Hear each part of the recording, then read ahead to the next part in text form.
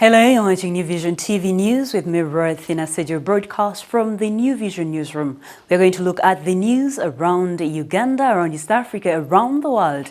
And later in this bulletin, we shall take a look at our Daily Pearl of Africa series and a special report. We start off with the news around Uganda. Now, from Uganda, I should say, or Kasese, the Minister of Health, Ruth Aceng, has confirmed that Uganda has 8 suspected cases of Ebola. Addressing the media on Wednesday afternoon, Aceng said 3 cases have been confirmed with 1 death, while the other 7 are under surveillance. She says the dead and the other 2 confirmed cases are members of the family which traveled from the DR Congo a few days ago. The minister was addressing the media of the efforts the Ministry of Health is taking to contain the outbreak of Ebola in Uganda. Let's move on to Lira district. Now, the fuel tank that overturned near the Central Police Station on Tuesday has caught fire. The efforts to remove the tank since Tuesday proved futile. It has since kept police on its toes to guard the scene of accident so that fuel close to 35,000 liters is not stolen. Some locals, with hope of oil energy depot where it was destined, were using jerry cans to empty it so as to see a breakdown vehicle carry it. The driver, Richard Obong, lost control, causing the tank to overturn. Now, the police also remained deserted for several hours from the station. Motorcycles which were alongside the road got damaged, and at the moment we cannot establish exactly how many motorcycles were damaged or what kind of properties have been damaged in this incident. So we don't need to exaggerate, or we don't need to preempt. In Iganga district, now research by Makerere University School of Public Health indicates that Iganga has the most fertile women. Dr. Peter Waiswa, the university's principal investigator, has revealed. According to Waiswa, the data collected by way of Geographical Information System from October 2016 to May 2018 put the fertility level of women in Iganga at top slot in Busoga region. He emphasizes the details of the study even include women who have given birth almost on an annual basis for 4 years in a row. News from the capital, Kampala. President Yoweri Museveni has mourned the Queen Mother of RWENZURURU, Christine Bira Mukurania. Bira, who had been battling cancer since February, is the mother of the embattled King of RWENZURURU, Charles Wesley Mumbere, and the State Minister of Agriculture, Christopher Chibazanga. Museveni on Twitter revealed that Bira was his sister and described how she has been a key champion of peace and unity in the RWENZURURU region. In Moroto district, Karamoja is set to change for the better with plans to set up industries in the region. This was announced by President Yoweri Museveni, who is on his job and wealth tour. Now, meeting regional leaders in Moroto, the president said government has already embarked on the construction of a 132 kV power line to support the industrialization, including fast-tracking the construction of a cement factory to create jobs. The people warmly received the president with chants, praises, and pledges to continue supporting him and the NRM.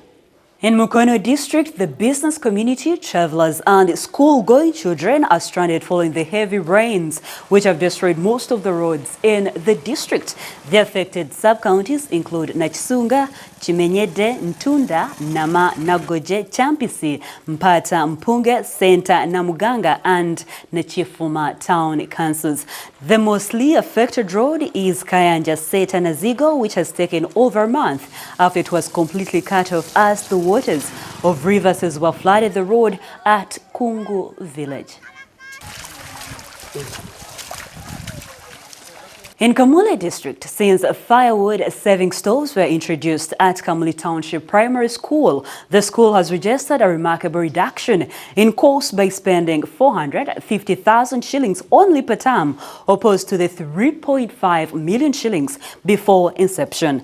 Besides reducing the cost, the development has also reduced pressure of cutting trees in the sourcing areas, translating to better preservation of the environment. Speaking to the New Vision on Tuesday, the head teacher of the school, John Luweire, said before inception mid-last year, 7 trucks of fuel were consumed per term, opposed to the 2 trucks used every day. Closing off the news around Uganda is a story from Wakiso district. Now, Entebbe Special Forces Command has a new commander. It is Major General James Birungi, formerly the Chief of Staff of the Air Force. President Yoweri Museveni made the appointment in which Birungi replaces Major General Don Nabasa. In January 2017, Major General Nabasa replaced Lieutenant General Muhoozi Kainerugaba as SFC commander.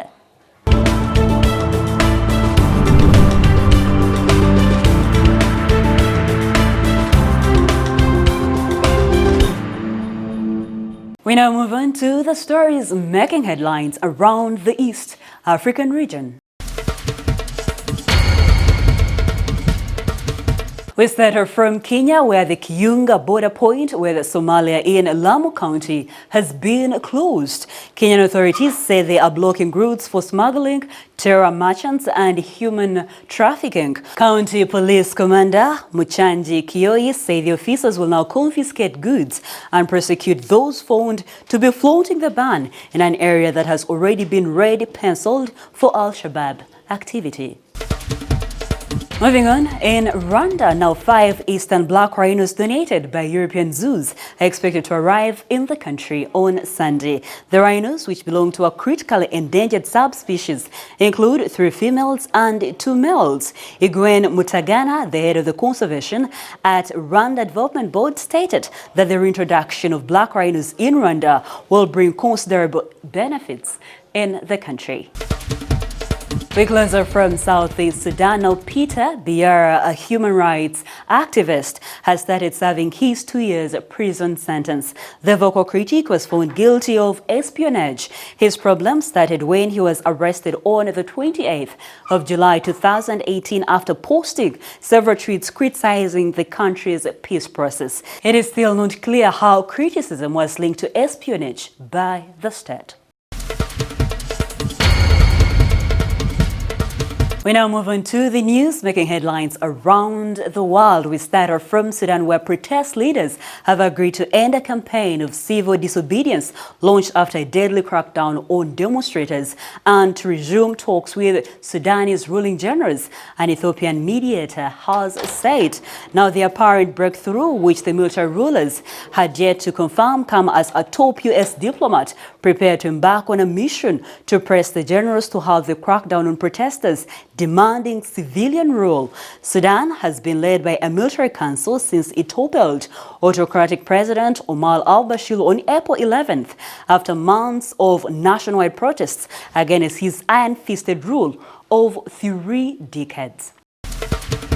News coming in from Ghana. Now, police has arrested the chairman of the largest opposition party in connection with the spat of kidnappings in the West African country. Samuel Osofu Ampofo, the national chairman of the National Democratic Congress, is a former member of parliament and government minister. His arrest came 1 week after the abduction of 2 Canadian women who remain missing. We close off the news around the world from China. Now, some 463 people have been recruited to monitor and help protect the Beijing section of the Great Wall, the city's Cultural Heritage Authority has said. The recruits come from villages along the wall. According to the China Daily, they will conduct regular safety inspections of key sections of the wall and upload photos and descriptions of its condition via a phone app. The Great Wall is a UNESCO World Heritage Site. China Daily says due to human destruction and natural weathering, some parts of the Great Wall are damaged or have collapsed and are in urgent need of repair. We are keeping up in China, where Hong Kong authorities have delayed the second reading of a controversial bill allowing extradition to mainland China on Wednesday as tens of thousands of protesters blockaded government headquarters. The Legislative Council president announced that the meeting scheduled for Wednesday morning would be changed to a later date after huge crowds rallied in the center of the city and blocked major roads.